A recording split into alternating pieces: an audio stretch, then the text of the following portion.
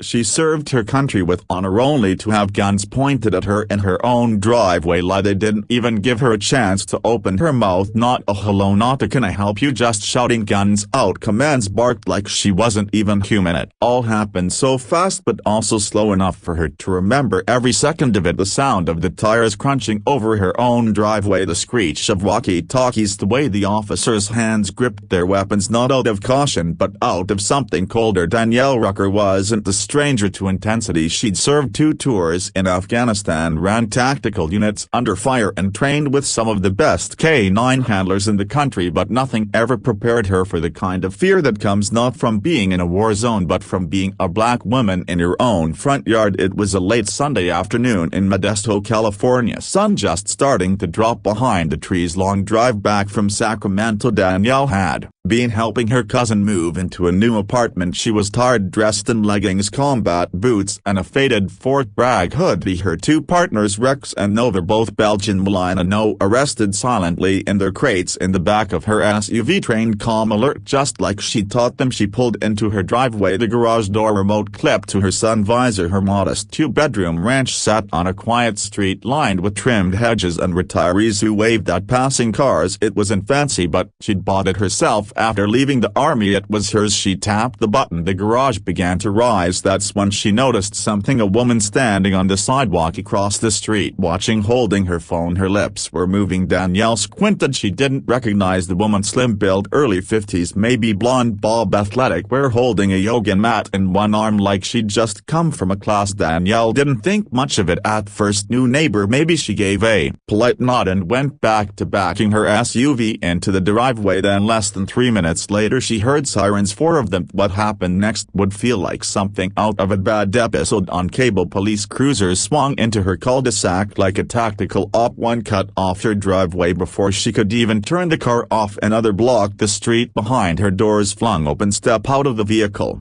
One of the officers screamed. Danielle blinked, confused. Excuse me, she said, rolling her window halfway down. Hands where we can see them now. She looked to her left, then her right. Was someone behind her, but no guns were pointed at her. At her car, one officer, tall white male, late 30s, shaved head, crept toward her with his gun drawn. Another crouched near a neighbor's bush, also armed man. We got a call about a break-in. You match the description. Danielle kept her hands on the steering wheel. Her heart was steady, but her voice carried steel. This is my house, license and registration. My house is right there, she said calmly. I'm a veteran. My name's on the deed. They weren't listening. They never really do. Not at first. From the back of the SUV, Rex gave a low bark. Nova didn't move. Her training kept her still unless commanded. Danielle leaned slightly to the left and with practiced precision taped her knuckle twice against the center console. A silent command. The locks clicked open and that's when everything changed. But the officers still hadn't seen what was about to walk out of that car. The back door of the SUV opened slowly. The officers tightened their grips. What they expected to see, maybe someone else hiding, maybe a threat, wasn't what came out first. A black nose poked out, then a sleek, muscular Belgian Malinois stepped down onto the driveway with sharp precision. Rex's coat glinted in the light black and tan, his movements smooth, trained. His eyes swept across the scene like he was calculating everything. Nova followed, lighter in color but just as controlled. No barking, no growling, just quiet, steady presence. Each dog wore a tan tactical vest clearly marked us military. K9 do not pet. Rex moved to Danielle's side without being called. Nova flanked her opposite. They didn't look scared. They looked like they were waiting for a mission. For a moment no one spoke, just the sound of radio static and shallow breathing. Danielle finally stepped out, slow and deliberate. Her posture was relaxed but her presence unshakable. She didn't trace her voice. She didn't argue. My name is Danielle Rucker,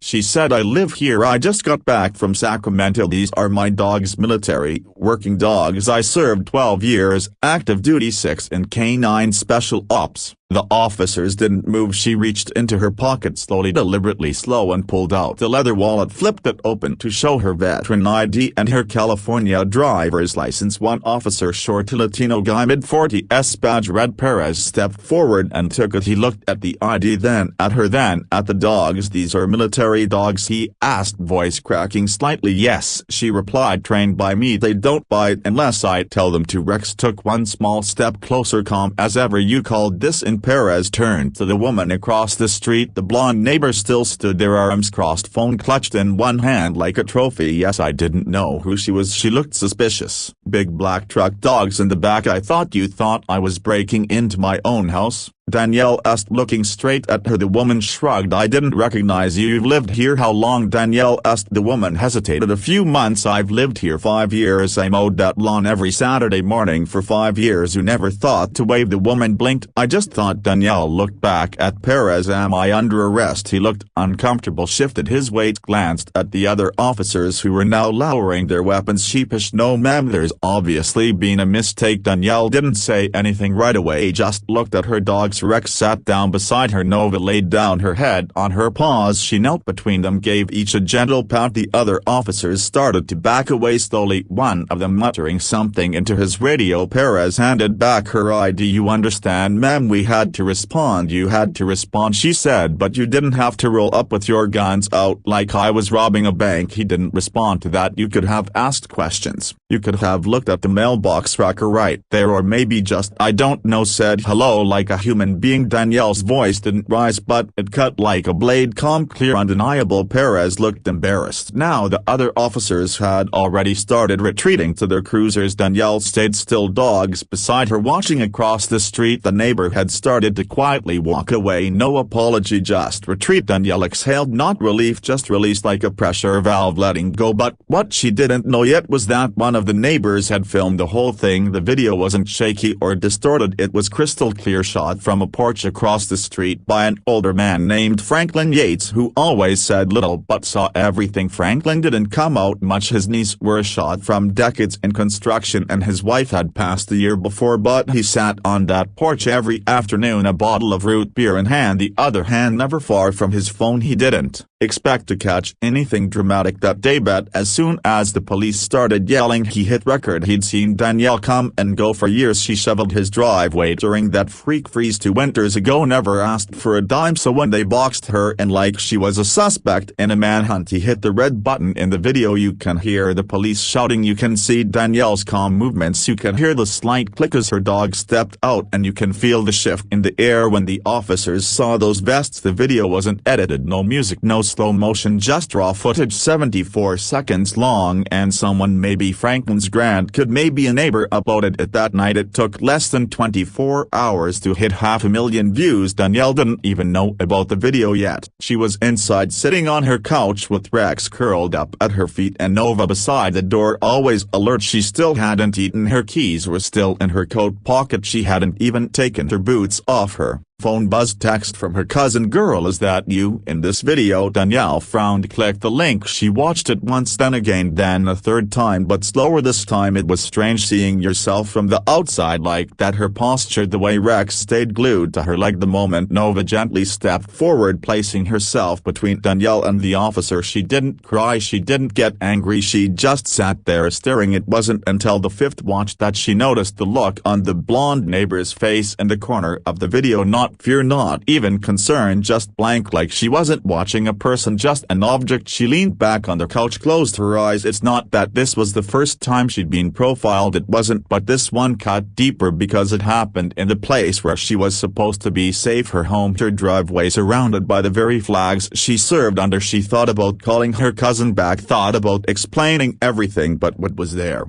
to explain? Rex let out a soft sigh and nudged her leg. She looked down at him, then reached for her boots. She needed air, but outside, just half a block away, the story was already spreading. Franklin was getting calls from people he hadn't heard from in years, some saying he was brave, some asking if he'd set it up, a few others anonymous numbers telling him to mind his own business. And the neighbor, the blonde one, her name turned out to be Kimberlyn Fulner. She worked part-time at a wellness spa and posted inspirational quotes every morning. Her phone started blowing up. 2 comments under the video weren't kind. Typical. She thought she was a hero. This is why people don't trust the cops. She really called the police because the black woman had a truck and 2 dogs. Others were worse, harsher, no filters. Someone even found her Facebook page and started posting screenshots. By Tuesday morning there were news vans parked 2 streets away. Danielle opened her door and spotted them. Lord, she whispered. Perez, the officer from the incident, had already submitted a report and now his department was scrambling. They didn't expect the dogs, they didn't expect the video, and they definitely didn't expect the backlash. Internal Affairs opened a review. The police chief released a statement about procedural missteps and commitment to community safety, but no one came to Danielle directly, not yet. But the silence from the department spoke louder than any public apology ever could. By Wednesday, Danielle's driveway had turned into a sort of checkpoint. Reporters in khakis and polos kept lingering near the curb every time she opened her front door. At least one mic got shoved her way. Danielle, do you believe this was racially motivated? Were your dogs trained to protect you in situations like this? Do you plan to file a complaint against the officers involved? She didn't answer, not yet. She just walked. Rex and Nova kept to herself and tried to act like things were normal. Even though nothing was. That afternoon, the Modesto Tribune ran a headline that hit harder than she expected. Veteran homeowner confronted by police in her own driveway. Military canines may have prevented tragedy. It was true, and it was terrifying. She kept playing it over in her mind, the way the officers stood there, guns drawn, sweating fingers hovering way too close to the trigger. How Rex and Nova had stood their ground like soldiers, unshaken, unmoved, calm. Most people didn't understand what those dogs could do. She trained them to disarm armed suspects, detect explosives, track fugitives across 8 meters of desert terrain. They could leap over 6 feet walls and sink their jaws into flesh with 400 pounds of pressure, but only if she said one word. But they didn't need it that day because their presence alone said more than she ever could. After the video went viral, messages flooded her inbox, hundreds of them from veterans, from dog handlers, from parents, from strangers she'd never met but who saw themselves in her face, in her posture, in that stillness she carried. One day shouted at her like she was a threat, and then one message stood out. It was from a former Marine named Tanya Levens, now a canines trainer in San Diego. She wrote, "Your control in that moment was incredible. Most people would have panicked. Those dogs didn't just protect you physically, they told the world exactly who you are. You didn't raise your voice, but they heard you anyway." Danielle read it 3 times. The truth was, she had been scared, not shaking, not crying, but scared in that deep, buried way, the kind of fear you carry in silence because showing it means letting someone else win. Later that evening, someone finally did knock on her door. It wasn't the police, it was Kimberlyn Fellner. She wore a blue button-up shirt, slacks, and nervousness like perfume. "I wanted to apologize," she said before Danielle even said a word. "I didn't know who you were. I didn't mean for it to go that far."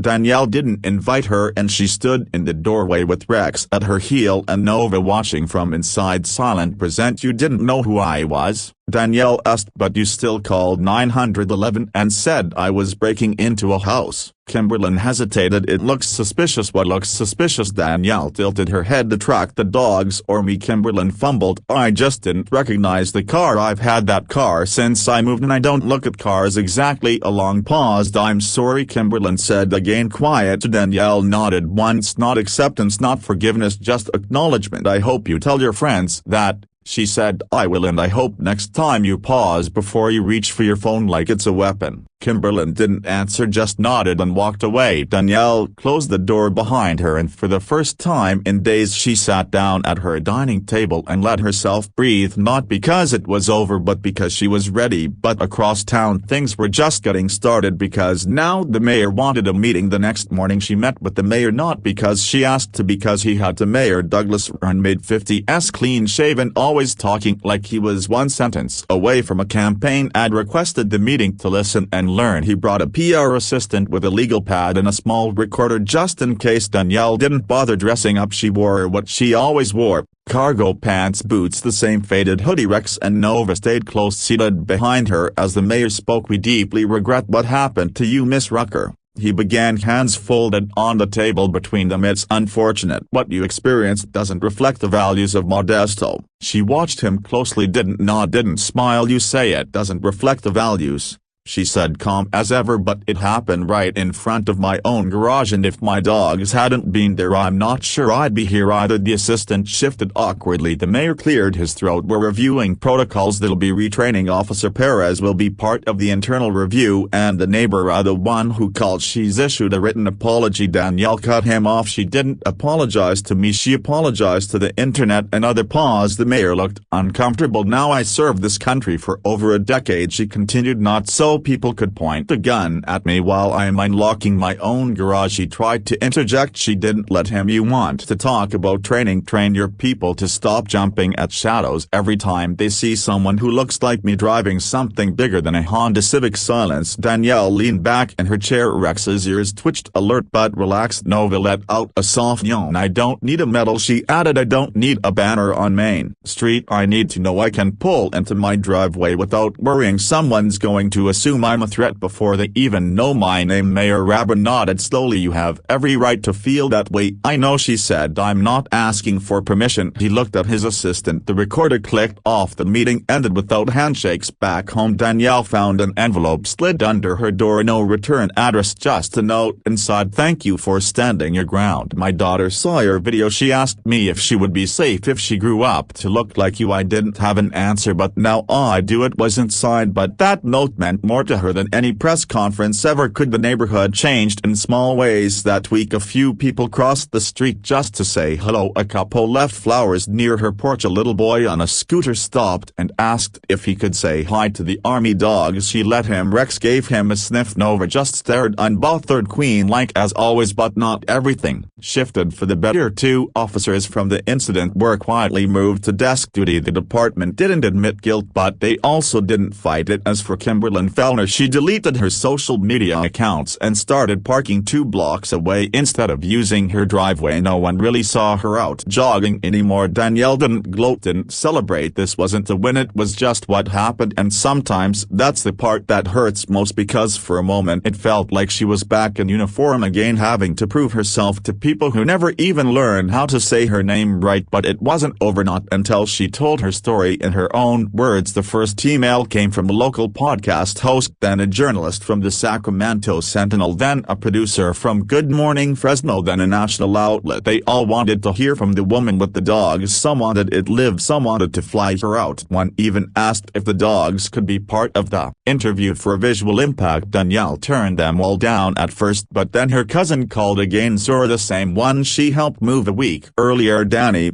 she said, voice full of heat, you don't talk, someone else will, and they'll mess it up. You need to say it yourself, your words. Danielle was quiet for a moment. I'm not trying to go viral. You already did. Question is what you want to do with it now. Zora wasn't wrong. Danielle didn't want the attention, but it wasn't going away, so she chose one outlet, just one, a small independent journalist named Tana Iran, who lived in the Valley and ran a web series called Front Porch Stories. No makeup teams, no flashy cuts, just a folding chair, a mic and a camera. They filmed in Danielle's front yard. No script, no plan. Tani asked, can you tell me what happened that day? Danielle nodded, took a deep breath, and she told it. Not just the moment they pulled up with guns drawn, but everything that came before it. She talked about the deployment in Kandahar, about losing 2 soldiers to a roadside bomb, about the nights spent teaching Rex to identify human scents and sandstorms, about Nova's first successful mission, about coming home and thinking she could finally breathe. I gave this country my time, my body, and parts of my peace, she said, and when I came back all I wanted was a patch of grass and a place to walk my dogs without someone looking at me like I don't belong. Tani didn't interrupt. Danielle went on. She talked about the silence that came after the yelling, the way the neighbor didn't flinch when she saw the guns, the way the officers only backed off when they recognized the vests, not her face. I had to be standing next to 2 military dogs for them to believe I was worth listening to. Think about that. That interview reached more people than the original video because it was quiet, real, no yelling, no production, just one woman telling the truth